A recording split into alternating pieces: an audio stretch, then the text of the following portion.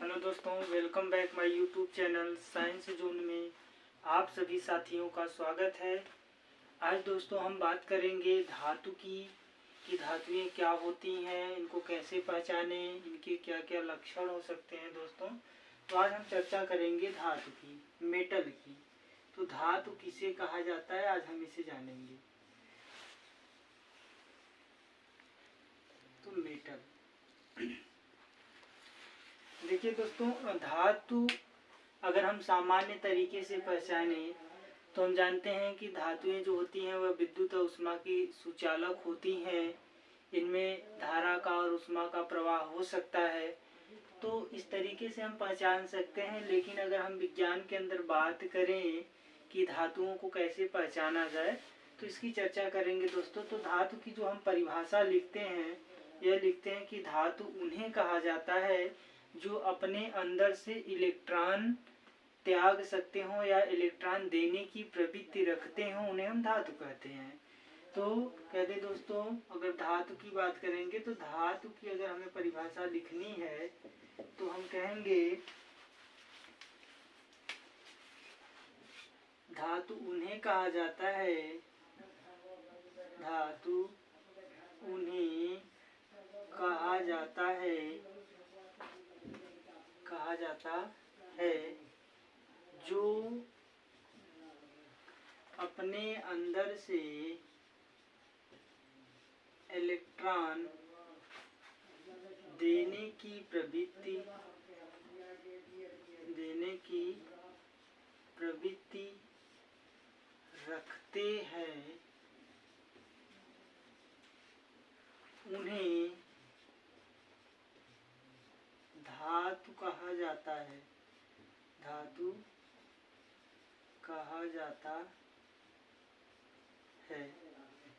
दोस्तों, एक तो हमारी ये परिभाषा हुई कि धातु हम उन्हें कहते हैं जो अपने अंदर से इलेक्ट्रॉन देने की प्रवृत्ति रखते हैं, उन्हें धातु कह रहे हैं।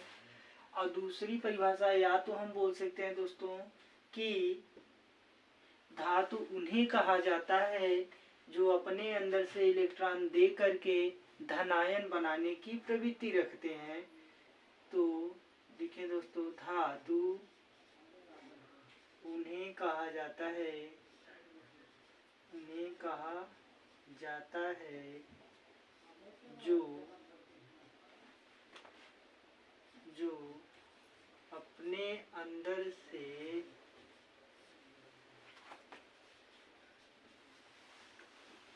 इलेक्ट्रॉन त्याग कर धनायन बनाने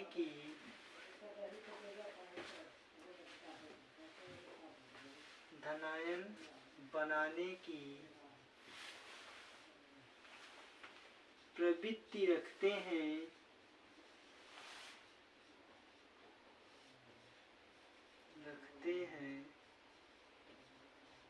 उन्हें धातु कहते हैं,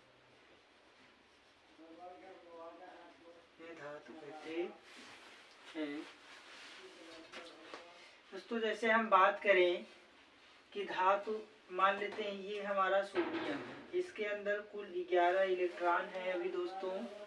तो ये अगर अपने अंदर से एक इलेक्ट्रॉन देगा तो इसके अंदर अगर एक इलेक्ट्रॉन ये त्यागता है तो इसके ऊपर एक प्लस चार्ज आएगा। यानी जब कोई धातु अपने अंदर से इलेक्ट्रॉन त्यागता है तो उसके ऊपर कैसा चार्ज आता है, धन चार्ज आता है, या हम कहें धनावेश होता है। तो यहाँ इस सोडियम ने अपना एक इलेक्ट्रॉन क्या किया, त्याग दिया, और एक इलेक्ट्रॉन त्यागा और एक धनायन बनाया दोस्तों। तो हम कह रहे हैं कि ये जो है कि अपने अंदर से एक इलेक्ट्रॉन त्याग दिया है, यानी यह क्या है, धातु है। तो परिभाषा में दोस्तों हमने यही पढ़ा है कि जो धातु उन्हें हम कहते हैं जो अपने अंदर से इलेक्ट्रॉन त्याग दे और अपने ऊपर धनायन बनाने की प्रवृत्ति रखता हो। तो यहाँ सोडियम अपना इलेक्ट्रॉन त्यागता है और अपने ऊपर धनायन ले आता है, तो इसे हमने क्या कहा, धातु कहा दोस्तों। जैसे दूसरा अगर हम बात करें कि ये क्या है, हमारा मैग्नीशियम है। अब मैग्नीशियम से दोस्तों हम जो है कि 2 इलेक्ट्रॉन यदि निकाल दे तो मैग्नीशियम में कुल इलेक्ट्रॉन होते हैं 12।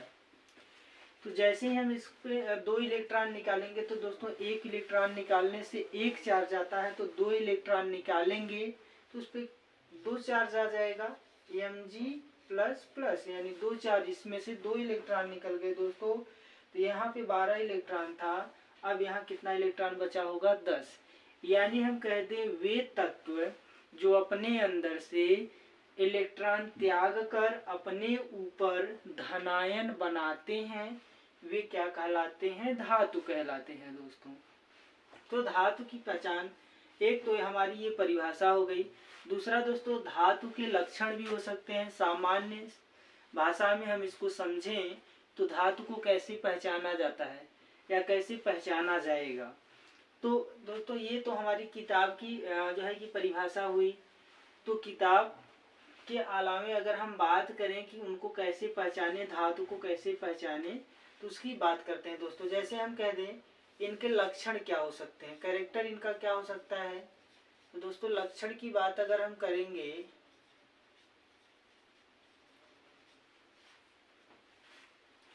तो लक्षण होगा दोस्तों पहला कि धातुएं जो होती हैं वह चमकदार होती हैं। धातुएं चमकदार होती हैं,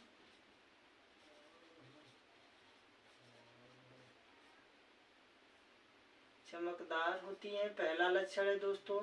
जैसे हम बात करें कि सोना चांदी ये सब धातु हैं तो ये हमेशा क्या करते हैं, चमकते रहते हैं दोस्तों। पहला लक्षण है कि धातुएं क्या होती हैं, चमकदार होती हैं। और दूसरे की अगर हम बात करें दोस्तों तो इनके अंदर तन्यता का गुण पाया जाता है। इनके अंदर तन्यता का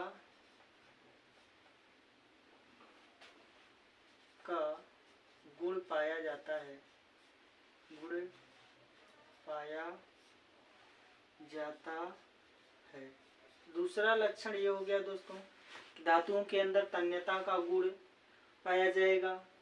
तीसरे लक्षण की अगर हम बात करें दोस्तों तो धातुएं जो होती हैं वह विद्युत का तथा उष्मा का सुचालक होती हैं। सुचालक का मतलब उनके अंदर अगर हम बात करें दोस्तों तो धारा का प्रवाह किया जा सकता है।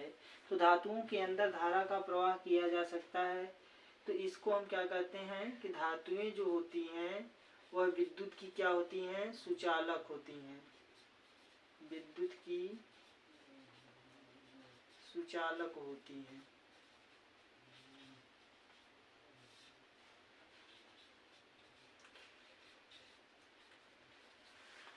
जैसे दोस्तों हम बात करें कि अगर कोई लोहे का छड़ ले लें और उसमें इलेक्ट्रिसिटी को टच कराएं, एक सिरे पे टच कराएं, तो दूसरे सिरे पे अगर हम देखते हैं दोस्तों तो वहां तक करंट जो है कि दूसरे सिरे तक पहुंच रहा होता है। इस बात से हमें पता चलता है दोस्तों कि उसमें धारा का प्रवाह हो रहा है।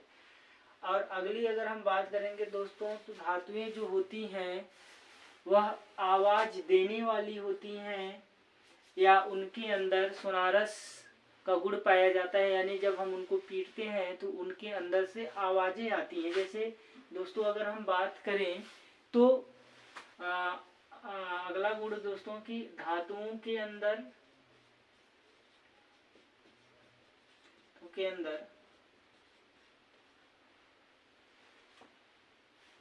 आवाज देने का गुण होता है, देने का गुण होता है। जैसे दोस्तों अगर हम बात करेंगे कि मंदिर में जब घंटा बजाया जाता है तो उससे जो है कि आवाज निकलती है जो काफी दूरी तक सुनाई पड़ती है। तो इस बात से पता चलता है दोस्तों कि धातुएं जो होती हैं वह साउंडेबल होती हैं, आवाज देने वाली होती हैं, उनके अंदर सोनारस का गुण पाया जाता है। तो जैसे मंदिर के घंटे की हमने बात की तो वहाँ पे पीतल का जो घंटा होता है वह कहीं न कहीं हमें धातु की पहचान दिलाता है दोस्तों। तो एक प्रॉपर्टी इसकी ये भी है कि धातुएं जो है कि आवाज देने वाली होती हैं। और अगला बात करेंगे दोस्तों तो धातुएं जो होती हैं यह आघात वर्धनीयता का गुण रखती हैं। आघात वर्धनीयता का मतलब ये होता है दोस्तों कि जब हम इनको पीटें तो ये पहले टूटती नहीं है पीटने पे, फैलती हैं और फैलने के बाद कुछ समय पीटते रहेंगे तो कुछ समय बाद हो सकता है टूट जाए। तो ये जो गुण है कि पीटने के पश्चात इनके फैलने का जो गुण है, इस गुण को हम अघातवर्धनीयता का गुण बोलते हैं दोस्तों। तो इनके अंदर अघातवर्धनीयता का गुण पाया जाता है।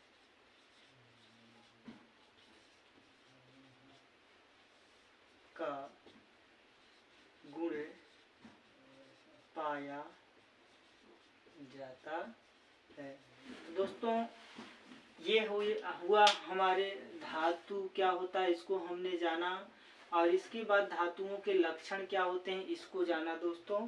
तो हमने देखा कि धातु के लक्षण है, अगर हम धातु की परिभाषा से उसको नहीं पहचान पाते हैं तो कहीं ना कहीं उसके लक्षणों से हम उनको पहचान सकते हैं कि ये धातु है।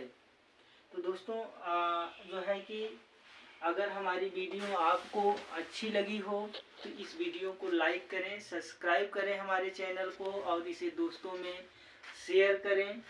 धन्यवाद।